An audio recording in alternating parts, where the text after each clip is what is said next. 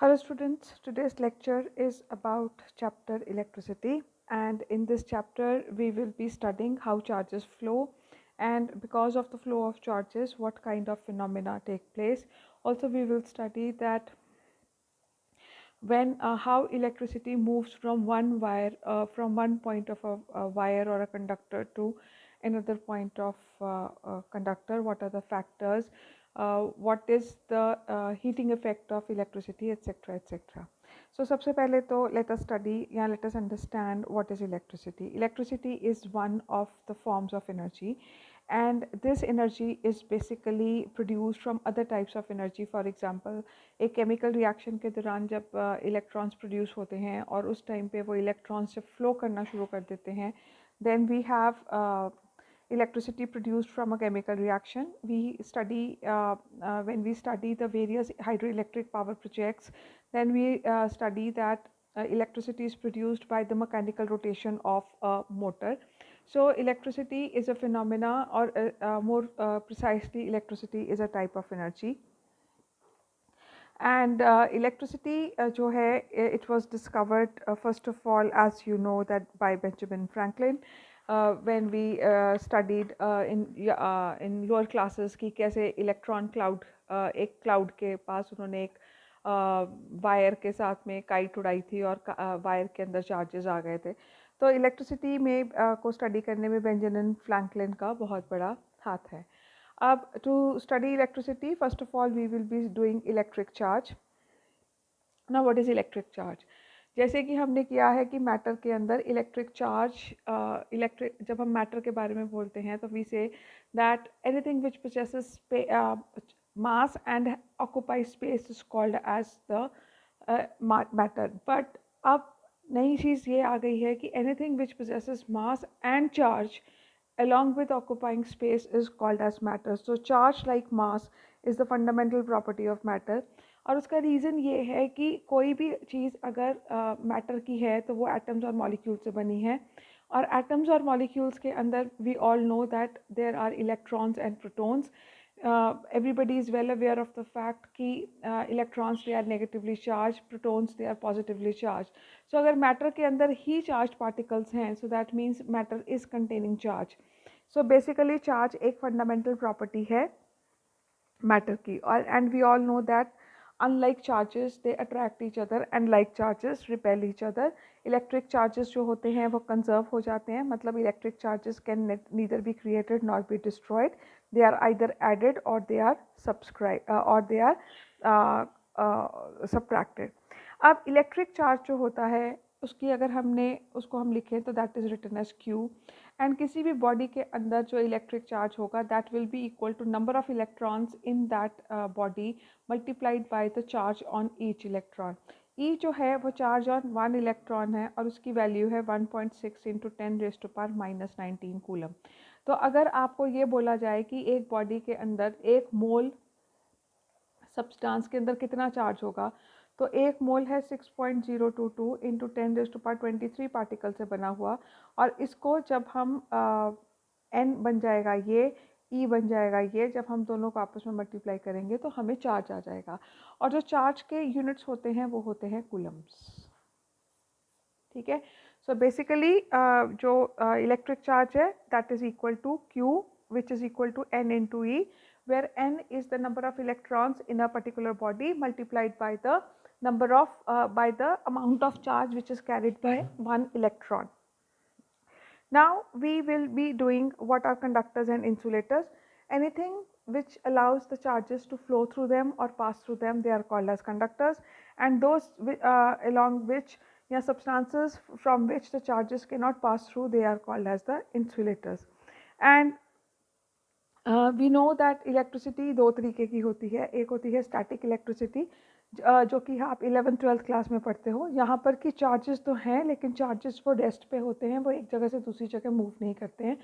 उन फिनोमिना को जब हम स्टडी करते हैं we study them under static electricity. Static means standing, electricity means flow of charges. तो जहाँ पर charges are at rest, they are standing, they are not moving from one place to another.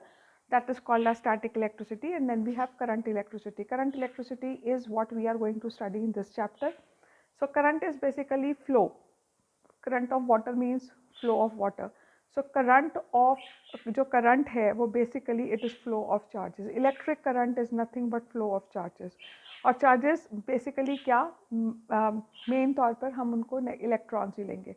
तो जब भी किसी conductor के अंदर जो चार्जेस हैं वो एक जगह से दूसरी जगह पे मूव करना शुरू कर देते हैं under some external force, then we say that कि जो चार्जेस हैं वो they are moving, when charges move then electric current is there.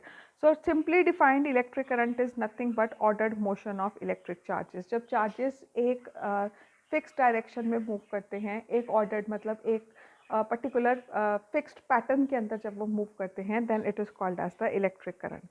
अब एक इलेक्ट्रिक करंट को हम ये भी बोल सकते हैं it is a rate of flow of electric charges. एक इलेक्ट्रिक चार्ज पर जितना कितना टाइम लेता है एक जगह से दूसरी जगह जाने पे, उसको हम भी करंट बोलेंगे। सो करंट को अगर हम क्वांटिफाई करें तो it is I which is equal to Q upon T. सो क्यू है हमारा, क्या था हमने क्यू को क्या बोला था, क्यू इज़ अ चार्ज।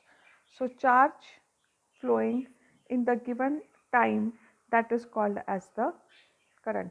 और इसी से हम चार्ज की एक और डेफिनेशन बना सकते हैं, I into T, amount of current flowing in the given unit of time that is called as the charge. तो दोनों चीज़ें जो हैं वो एक दूसरे से डिराइवेबल है। अगर करंट है, current is charge upon time, charges flowing per unit time. और जो चार्ज है it can also be defined as the current flowing through a conductor in the given time. So अगर charge Q, if charge Q moves in the given time t, then we say that the current I is flowing। और जो current का unit है that is called as ampere, and 1 ampere current is equal to 1 coulomb upon 1 second। मतलब ये कि अगर 1 ampere का current अगर हमें पता करना है कि क्या है, या 1 एम्पियर करंट को हमने डिफाइन करना है, तो जब 1 coulomb charge flows through a conductor in 1 second, then we say that current of 1 ampere is flowing through that conductor। So current flowing through a conductor is said to be 1 ampere if 1 coulomb of charge flows through it in 1 second। और 1 ampere के साथ साथ हमारा milli ampere भी होता है। Milli ampere is 10 raised to power minus 3 ampere. Then we also have micro ampere which is 10 raised to power minus 6 ampere. तो अगर हम बेसिकली इलेक्ट्रिक करंट को सम करें तो इलेक्ट्रिक करंट जो है it is flow of charges in a ordered motion. और when a current when charges flow in the given unit of time, then it is called as current. और जो current है उसका जो यूनिट है वो एम्पियर है, and 1 ampere is equal to 1 coulomb of 1 second. मतलब ये कि जब 1 कूलम चार्ज 1 सेकेंड में एक कंडक्टर में से फ्लो करता है, देन वी से कि उस कंडक्टर में से 1 एम्पियर करंट जो है वो फ्लो कर रहा है। और अगर हम कूलम की यहाँ पर डेफिनेशन को बनाना चाहें, so 1 coulomb is equal to that quantity of charge which flows through a circuit when 1 ampere of current flows through it in a second. तो मैंने पहले भी बोला था कि करंट और जो कूलम या चार्ज और करंट जो है ये आपस में रिलेटेड है। चार्ज से हम लोग करंट की डेफिनेशन ले सकते हैं और करंट से हम लोग चार्ज की डेफिनेशन ले सकते हैं। तो 1 coulomb charge is equal to when 1 ampere current flows through a conductor in 1 second। So these are the basic definitions of current and charge। आपको इसमें definitions, units और इनके जो expressions हैं यानी कि जो formulas हैं वो उनको आपको पता होना चाहिए। अब हम बात करेंगे डायरेक्शन ऑफ करंट। ठीक है, डायरेक्शन ऑफ करंट में अगर आप अपनी नॉर्मल बुक्स के अंदर अगर आप फ्लो डायग्राम्स देखते हो, जिनको हम सर्किट डायग्राम्स बोलते हैं, वो देखते हैं, तो सर्किट डायग्राम्स अगर मैं ऐसे करके बनाती हूँ, सो दिस इज़ द पॉजिटिव, ये बैटरी है। इस बैटरी की ये जो लाइन है ये आपका बेसिकली जो कंडक्टर यानी कि जो वायर्स हैं उनको रिप्रेजेंट कर रही है। और यहाँ पर आपका अगर मैं एक बल्ब बना दूँ, यहाँ पर एक की है, एंड यहाँ पर हम लोग इस तरीके से हमने ये अगर की को हम बंद करें तो current will flow through it. और नॉर्मल केसेस के अंदर जो करंट है, अगर आप कोई भी सर्किट्स देखते हो, वो हमेशा ये दिखाता है कि current is flowing from positive to negative. अगर आप बैटरीज भी देखते हो तो आप यही सोचते हो कि करंट जो है वो पॉजिटिव टू नेगेटिव हमेशा ट्रैवल करता है। ठीक है, और when we show that the current is flowing from positive charges to negative charges, this type of flow of current is called as conventional current. अब conventional current इसको क्यों बोला जाता है? देखो, कन्वेंशन का मतलब होता है कि वो चीज़ें जो पहले से ही हमारे जो हमसे पहले लोग हैं उन लोगों ने उन चीज़ों को फैक्ट्स मान लिया था। जैसे कि it is a very well known convention that sun rises in the east. शुरू से ही जब से मैन ने has started talking about science और in words, we always say sun rises in the east. But all of you know that sun does not rise in the east. It is the earth which moves from west to east. अर्थ की movement से सन की movement हमें समझ में आती है या दिखाई देती है. सन मूव नहीं कर रहा है, अर्थ सन के इर्द गिर्द मूव कर रही है. तो कन्वेंशन क्या है? Sun rises in the east. But actual fact is that it is not sun which rises in the east, it is the earth which is moving from west to east. अब अगर हम current के बारे में थोड़ा सा ध्यान से समझें तो अभी पहले हमने बोला current is flow of charges, और चार्जेस में हमने किस चीज़ की बात करी? इलेक्ट्रॉन्स की बात करी. अब अगर यही सर्किट को मैं दोबारा बनाती हूँ तो इस सर्किट के अंदर अगर बैटरी यहाँ है, नेगेटिव चार्ज यहाँ है, पॉजिटिव चार्ज यहाँ है, ये आपका बल्ब है, ये आपकी की है. तो अगर हम इसको कनेक्ट कर दें बैटरी को और हम की को इंसर्ट करके की को क्लोज कर दें, तो जो इलेक्ट्रॉन्स हैं वो कैसे मूव करेंगे? Electrons are negatively charge, so electrons will move towards the positive end. जैसे ही हम बैटरी को कनेक्ट करते हैं, जो नेगेटिवली चार्ज इलेक्ट्रॉन्स इस वायर के अंदर हैं, they will start moving towards the positive, which is opposite to what conventional current says. So इस तरीके के करंट को हम इलेक्ट्रॉनिक करंट बोलते हैं, और जो इलेक्ट्रॉनिक करंट है वो इलेक्ट्रॉन्स की मूवमेंट को flow, current is basically flow. तो जब हम इलेक्ट्रॉन्स के करंट या इलेक्ट्रॉन्स के फ्लो को स्टडी करते हैं, वहाँ हम इलेक्ट्रॉन्स की मूवमेंट देख रहे हैं. तो इलेक्ट्रॉन्स की movement is always from negative end to the positive end. So अगर इलेक्ट्रॉन्स की movement is from positive end to negative end, this clearly shows that the current is moving from negative to positive end. But आपका जो conventional current है, वो conventional current जो है that is says that current moves from positive to negative end. तो अगर आपका current positive to negative end move कर रहा है तो इस तरीके के करंट को हम कन्वेंशनल करंट बोलेंगे. और नॉर्मल एक्चुअली में जो करंट मूव करता है that is from electronic current. आज की डेट में भी जितने भी सर्किट डायग्राम्स बनते हैं उसमें कन्वेंशनल करंट का ही इस्तेमाल किया जाता है. आप कभी भी जितने भी बड़े हो जाओ या आपको जितनी मर्जी नॉलेज आ जाए, कभी भी आपसे कोई पूछेगा वेयर डज सनराइज, तो आप हमेशा बोलोगे sunrise is in the east. Because वो कन्वेंशन है, वो हमारे दिमाग या हमारी बोली में वो चढ़ चुका है. हम उस चीज़ को we can not come out of it. आसमान नीला है, and when we study about sky we know that sky does not have any colour. The color is being reflected. Sky is not blue. Sky is colorless. Sky is dark. When the particles they disperse blue color, तो हमें जो sky है वो blue नज़र आता है. ये conventions हैं, ये वो चीज़ें हैं जो हमारे से पहले लोगों ने बड़ी पक्की तौर पे फैक्ट्स के रूप में मान ली थी, और हम भी उन चीज़ों को कहीं पर फैक्ट के रूप में मान के चलते हैं. तो आपको एक नॉलेज पॉइंट ऑफ व्यू से पता होना चाहिए कि इलेक्ट्रॉनिक करंट क्या है और कन्वेंशनल करंट क्या है. तो अगर आपसे ये क्वेश्चन पूछा जाए कि what is the direction of the current, तो आपको दोनों डायरेक्शंस के बारे में बोलनी है कि as per conventional current the direction is from positive to negative, but as per as the movement of charges is concern the current flows from negative to positive. So ये है हमारा डायरेक्शन ऑफ द करंट के बारे में. अब हम एक ऐसे टॉपिक के ऊपर आ रहे हैं. बिफोर दैट इसमें आपको न्यूमेरिकल्स आ जाते हैं. Q is equal to N E के फॉर्मूले के ऊपर, and I is equal to Q upon T के फॉर्मूले के ऊपर छोटे छोटे आसान न्यूमेरिकल्स आते हैं. They are given very very specifically in your books, so you can always go through them. Then we move on to a topic which is a very confusing topic, but I will keep it very, very simple. And I would also suggest you to just stick to the definition and not to overthink over the definition या to not to try to relate that kind of thing to your daily life, because electricity chapter में normally बहुत कम चीज़ों के बारे में आपको बताया गया, जबकि टॉपिक बहुत वास्ट है। तो इससे जब आप इसको अपनी डेली लाइफ में अप्लाई करने की कोशिश करते हो, you tend to get confuse. So I would certainly recommend you to stick to the what is given in the book, just stick to the definitions। आपको definition पता होना चाहिए और bare facts पता होना चाहिए। इनको daily life में apply करने की कोशिश नहीं करें, because when you start applying it becomes very confusing, because there are certain things which are not explained in this chapter। Anyhow, moving on to electric potential।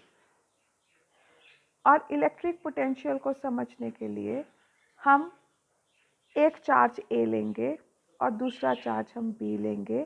जो बी चार्ज है वो ए से इनफाइनाइट डिस्टेंस के ऊपर है। जब B charge is at an infinite distance from A, that means there is no force of attraction or repulsion between A and B. So this is your charge A and this is your charge B. Now, if I try to move this B charge towards this A charge, I am doing some kind of work, and because यहाँ पे force of attraction 0 था, तो जैसे ही मैं इसको इधर move करना शुरू करती हूँ, पास आने की वजह से ए और बी के अंदर either there will be force of attraction और there will be force of repulsion. Force of attraction क्यों होगा? अगर इन दोनों के चार्जेस ऑपोजिट होंगे। अगर इन दोनों के चार्जेस सेम हैं तो they will start repelling other. In any case, जब मैं इसको मूव कर रही हूँ इधर को, I am fighting against the force of attraction और repulsion which A is putting on B. अगर मैं बी को ए के पास लेके जा रही हूँ, तो ए अगर उसको बी को अट्रैक्ट करना चाहेगा तो मैं उस अट्रैक्शन के फोर्स के अगेंस्ट मूव करूँगी, क्योंकि मुझे अपने हिसाब से चलना है। मेरी मूवमेंट मेरे हाथ के कंट्रोल में है, ठीक है। मैंने ये नहीं अलाउ किया कि बी जो है वो फटाफट ए की तरफ अट्रैक्ट हो जाए या बी जो है वो ए उसको रिपेल कर दे। I am moving it against the force of attraction and repulsion both. So when I am moving B towards A, I am doing some kind of work against that force of attraction or against that force of repulsion. अब जब मेरा I am doing some kind of work, so that kind of work is being stored in B as its potential energy। अगर आपको last year का पता हो work पार energy chapter, तो उसमें हमने कहा था energy is converted to work and work is converted to energy. So मेरे अपने हाथों की एनर्जी का इस्तेमाल करके वर्क कर रही हूँ, और वो जो वर्क है वो इस चार्ज के अंदर इसकी पोटेंशियल एनर्जी के रूप में जाएगा, बिकॉज इस चार्ज की पोजीशन चेंज हो रही है। अब जब एक चार्ज की पोटेंशियल एनर्जी चेंज होती है, तो हम the potential energy associated with the charge is called as electric potential of that charge. उस चीज़ को हम क्या बोलेंगे? Electric potential of the charge. आपकी बुक के अंदर लिखा गया है the amount of work done in moving a point charge from one position to another is called as its electric potential. So what is the work done? Where is that work going? The work is going in the form of potential energy of this charge. तो इस point के ऊपर इस charge की potential energy x होगी, इस point के ऊपर वो चेंज हो जाएगी से y, इस पॉइंट के ऊपर उसकी जो एनर्जी है से दैट बिकम्स z। तो अगर हर पॉइंट के ऊपर उसकी पोटेंशियल एनर्जी चेंज हो रही है, मतलब अगर मैं z और a के चार्जेस पोटेंशियल को देखती हूँ, तो z और x के बीच में there is a difference in the potential energy which is called as the potential difference. अगर यहाँ पे इसकी पोटेंशियल एनर्जी 5 थी और यहाँ पे 15 थी, तो x और z के बीच में जो पोटेंशियल डिफरेंस है that is 10 units. I hope this is understood. दोबारा बोल देती हूँ। Whenever we move a charge from one point to another, the work has to be done. When we move this charge from this point to another, the work is being done. The work is stored in the body as its potential. The difference in the potential of a charge in 2 points is called as the potential difference. तो यहाँ से यहाँ आने में भी मेरे को काम करना पड़ा है ना, तो potential difference is also a kind of work done. So work done when we move a charge from point A to B or from B to A, and this is called as the potential difference of the circuit. और ये potential difference क्या है, इसका क्या role है एक circuit में, उसके बारे में अब हम पढ़ेंगे। एक सर्किट के अंदर जब चार्ज यहाँ था तो उसकी पोटेंशियल एनर्जी x थी, यहाँ था तो उसकी पोटेंशियल एनर्जी y थी। ठीक है जी। अब अगर यहाँ पे सेम पोटेंशियल होगा तो एक करंट विल नॉट फ्लो। इसका सिंपल सा रीज़न, एक सिंपल सा एग्जांपल डेली लाइफ से मैं बता देती हूँ। पानी जो है वो हमेशा हाई लेवल से लो लेवल तक जाएगा। जैसे ही अगर आपका फर्श जो है वो बिल्कुल फ्लैट है, देयर इज़ नो इंक्लिनेशन, या उसमें कोई भी तरीके की ढलान नहीं है, तो जहाँ पानी गिरता है पानी वहीं रहता है, पानी does not flow. And what is controlling the flow? The difference in the height. और जब हाइट का डिफरेंस होता है तो किस चीज़ का डिफरेंस होता है? पोटेंशियल का डिफरेंस होता है, पोटेंशियल एनर्जी का डिफरेंस होता है। तो पानी को बहने के लिए अगर हाइट का फ़र्क चाहिए तो करंट को बहने के लिए पोटेंशियल का डिफरेंस चाहिए, और वो पोटेंशियल डिफरेंस अगर सर्किट में होगा तो करंट फ्लो करेगा या चार्जेस फ्लो करेंगे। अगर सर्किट के अंदर वो पोटेंशियल का डिफरेंस नहीं होगा, द चार्जेस और the current will not flow. अगर आप दो बाल्टियाँ लेते हो, एक बाल्टी के अंदर बहुत पूरा पानी भरा, दूसरी बाल्टी खाली है, और आप उसको एक पाइप के थ्रू करते हो, तो भरी हुई बाल्टी में से खाली बाल्टी के अंदर पानी तब तक फ्लो करता है, और जब शुरू में होता है तो फ्लो बहुत फास्ट होता है, और जैसे जैसे जो लेवल है वो एक बाल्टी का कम और दूसरी बाल्टी का ज़्यादा होना शुरू होता है, फ्लो की स्पीड जो है वो कम होनी शुरू हो जाती है। और जैसे ही दोनों बाल्टियों का जो लेवल सेम होता है, जो पानी है वो फ्लो करना बंद कर देता है। मतलब a difference in the height या level of the water was required for flow of water to take place. उसी तरीके से एक सर्किट के अंदर अगर पोटेंशियल का डिफरेंस होगा तो करंट फ्लो करेगा, अगर एक सर्किट के अंदर पोटेंशियल का डिफरेंस नहीं होगा तो जो करंट है वो फ्लो नहीं करेगा। सो पोटेंशियल इज की definition which is like the electric potential is like height और टेम्परेचर डिफरेंस। अब जैसे टेम्परेचर डिफरेंस का क्या मतलब है? मतलब एक कप अगर आपने गर्म चाय का रख दिया है तो वो तब तक उसमें से हीट निकलती रहेगी जब तक उस चाय के कप का टेम्परेचर जो है वो रूम टेम्परेचर के बराबर ना आ जाए। तो जब तक वो टेम्परेचर, अगर जितना ज़्यादा टेम्परेचर डिफरेंस होगा चाय उतनी जल्दी ठंडी होगी, है ना। तो उसी तरीके से अगर टेम्परेचर डिफरेंस होता है तो हीट फ्लो करती है, हाइट का डिफरेंस होता है तो वाटर फ्लो करता है। तो बेसिकली जो भी फ्लो है वो एक प्रकार के डिफरेंस में चाहिए, लेवल डिफरेंस उसके लिए अंदर चाहिए। तो पोटेंशियल डिफरेंस जो है एक सर्किट के अंदर ये डिटरमाइन करता है कि चार्जेस फ्लो करेंगे। So whenever there is a potential difference in the circuit the charges will flow. अब सवाल ये पैदा होता है कि सर्किट के अंदर पोटेंशियल डिफरेंस बनता कैसे है? सेक्टर के जो तुम्हारा सर्किट है उसके अंदर पोटेंशियल डिफरेंस का लाने का काम आपकी बैटरी करती है। बैटरी का जो हिस्सा पॉजिटिव चार्ज पे होता है या नेगेटिव चार्ज पे होता है, इन दोनों हिस्सों के बीच में there is a difference in the potential. इस एक का पोटेंशियल हाई है और एक का पोटेंशियल लो है, और वो जो पोटेंशियल है वो it allows the thing to move from the body, sorry, it allows the current to move from one point to another. ठीक है जी। सो पोटेंशियल डिफरेंस की अगर हम डेफिनेशन करें, potential difference between 2 points A and B in a conductor through which the current is flowing as defined as the amount of work done to move 1 unit charge from A to B. तो अगर हम electric potential का symbol लिखें तो electric potential का difference symbol है V, and it is amount the work done in moving one charge from point A to point B। यानी कि वो ये जो है इसको, इसका जो यूनिट है उसको हम वोल्ट बोलते हैं। So 1 volt is equal to, work का क्या होता है? जूल, और इसका क्या होता है? Coulomb. So 1 volt of potential difference means when means that a work of 1 joule has to be done to move a charge of 1 coulomb from point A to point B.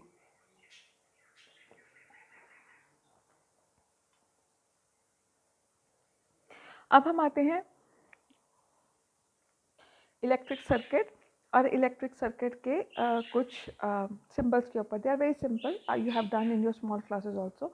जो एक straight line होती है that tells us about the connecting wire, और अगर इस straight line के ऊपर इस प्रकार से ये है तो ये बताता है कि इस सर्किट के साथ में 2 तारें यहाँ पे जॉइन हुई हैं, ठीक है।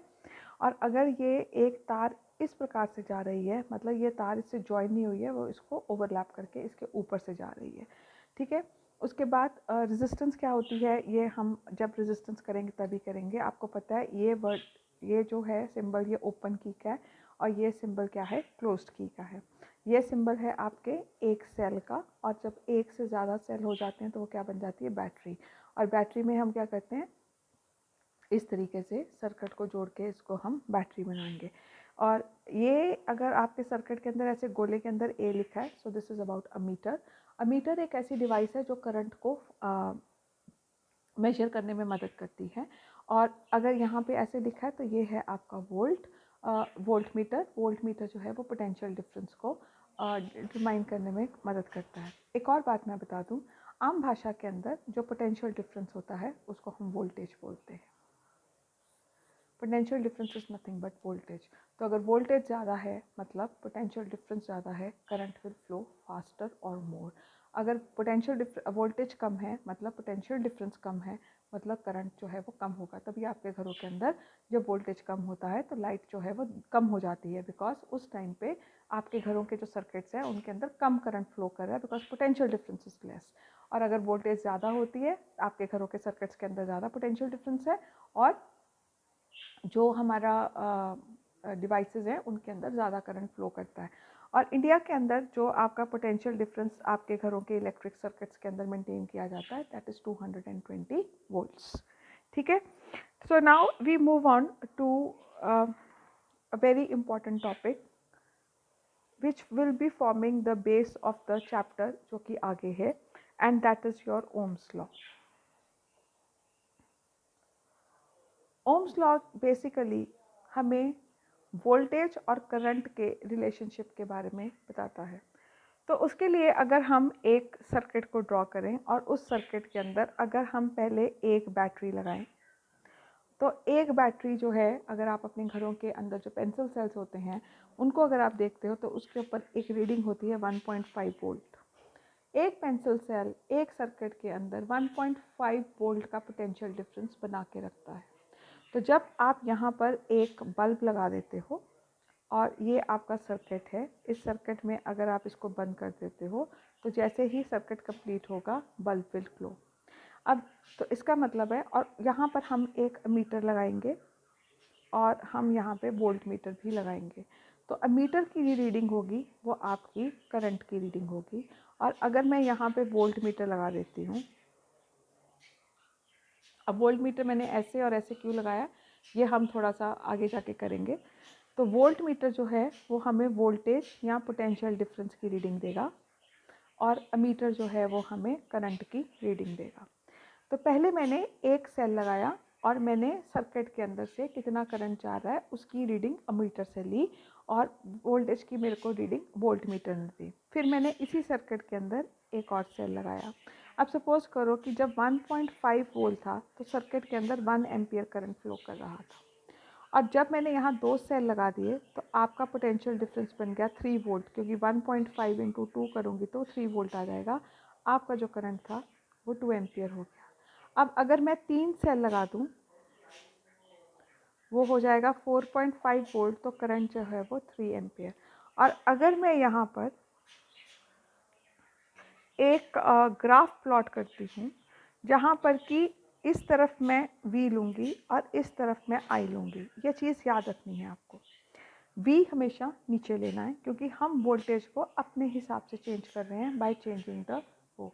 जिस चीज़ को आप चेंज करते हो या जिस चीज़ को एक्सपेरिमेंट में आप कंट्रोल करते हो, that is taken on x axis, और जो आउटपुट आता है मतलब उसके रिजल्ट से जो चेंज आता है उसको हम यहाँ पर लेते हैं। तो आपका करंट 1 2 3 4 5, और यहाँ हमारी वोल्टेज है 1.5, ये है 3, ये है 4.5 और ये है 6। तो अगर मैं पहला ग्राफ प्लॉट करती हूँ, so I get a straight line. एक स्ट्रेट लाइन ये बताती है कि वोल्टेज और करंट जो हैं वो आपस में रिलेटेड हैं। जैसे जैसे वोल्टेज बढ़ रही है करंट भी वैसे ही बढ़ेगा। अगर ग्राफ टेढ़ा मेढ़ा होता है तो मतलब इन दोनों के बीच में कोई भी रिलेशनशिप नहीं है।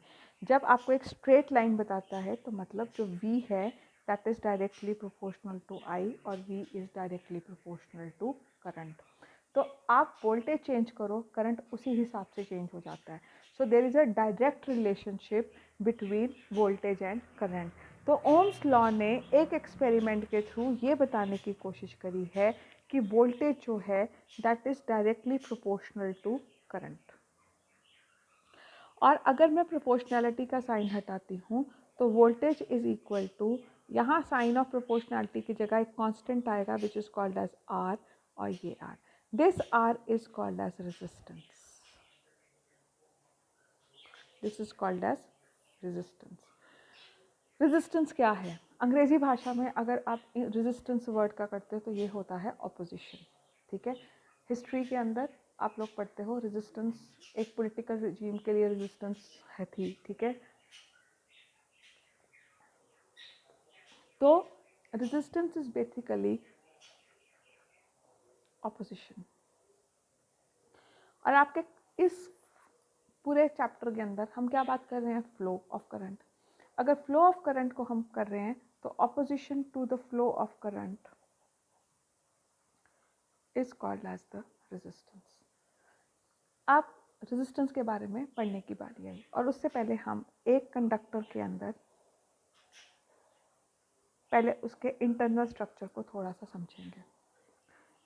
अगर हम एक कंडक्टर यानी एक तार को का सेक्शन देखते हैं, तो एक तार सपोज करो कॉपर मेटल से बनी है, उसके अंदर ये सारे एटम्स जो हैं वो कॉपर के हैं, और इन कॉपर के जो एटम्स जो हैं, इन सब के जो आउटर मोस्ट शेल के इलेक्ट्रॉन्स हैं दे आर फ्रीली मूविंग, वो पूरा टाइम घूम रहे होते हैं एक जगह से दूसरी जगह पे। किसी का इलेक्ट्रॉन इधर है, किसी का इधर है, इस तरीके से अलग अलग डायरेक्शन में वो घूम फिर रहे होते हैं। जैसे ही हम यहाँ पर बैटरी लगाते हैं, यहाँ पे पॉजिटिव चार्ज आता है and the electrons they start moving towards this direction, ठीक है। तो ये शुरू हो गया आपका फ्लो ऑफ करंट या flow of electrons from negative to positive. अब ये मैं क्यों बता रही हूँ? Resistance basically opposes the flow of electrons. अब जैसे आप एक रोड के ऊपर साइकिल चला रहे हो, तो रोड जो है it is offering you a force of friction, it is opposing your motion. उसी प्रकार से एक सर्किट के अंदर रेजिस्टेंस एक ऐसी फैक्टर है विच opposes the flow of electrons. तो आप बोलोगे कि इसमें ऐसा क्या है? इसमें ऐसा ये है कि इलेक्ट्रॉन्स जब एक जगह से दूसरी जगह मूव कर रहे हैं, उनके रास्ते में बड़े बड़े एटम्स आ जाते हैं। तो ये वही हाल है कि अगर आप एक रोड, खाली रोड, लेकिन जब आप एक गाड़ियों वाली रोड के अंदर स्पीड साइकिलिंग करोगे तो वहाँ आपकी मूवमेंट को ऑब्स्ट्रक्ट कर रही हैं कारें।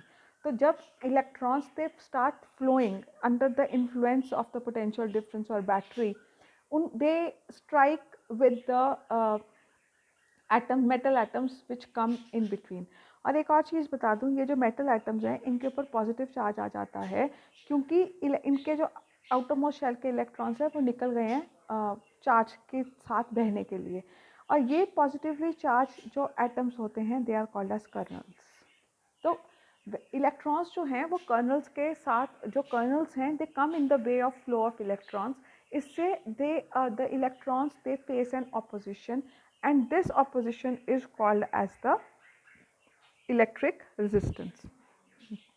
तो अगर V is equal to I into R, तो R हो गया V upon I। रेजिस्टेंस के जो यूनिट्स होते हैं they are called as ohm. Ohm's law से निकला ना, तो इसलिए हम इसके यूनिट्स हमने ओम दिए। सो and it is represented as this. So 1 ohm resistance is equal to 1 volt upon 1 ampere.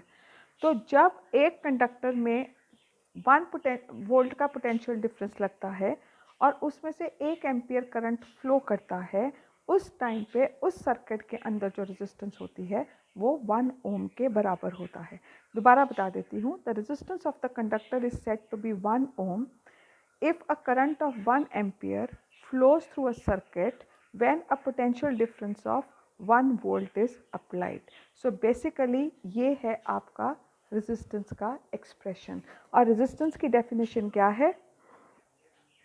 पहले तो आपने ये बताना है, आपको बुक्स के अंदर लिखा है the resistance is the of a conductor is the ratio of potential difference across its ends to a strength of current passing through it. So ये एक इट इज़ द मतलब क्या है, पोटेंशियल डिफरेंस और करंट की ratio को हम लोग रेजिस्टेंस बोलते हैं, और ये एक तरीके का अपोजिंग फोर्स है। So resistance of a conductor means the obstruction to the flow of electrons through it. While representing it diagrammatically, this is represented as like this. Resistance को हम ये ना उसका स्मूथ फ्लो को हमने zigzag कर दिया, तो ये आपका रेजिस्टेंस का सिंबल बन जाता है। ये क्या बन जाता है, आपके रेजिस्टेंस का सिंबल। तो एक स्ट्रेट लाइन जो है वो नॉर्मल फ्लो स्मूथ फ्लो को कर रही है, और ये आपकी क्या आ गई, रेजिस्टेंस को रिप्रेजेंट कर रही है। तो unit of resistance is 1 ohm.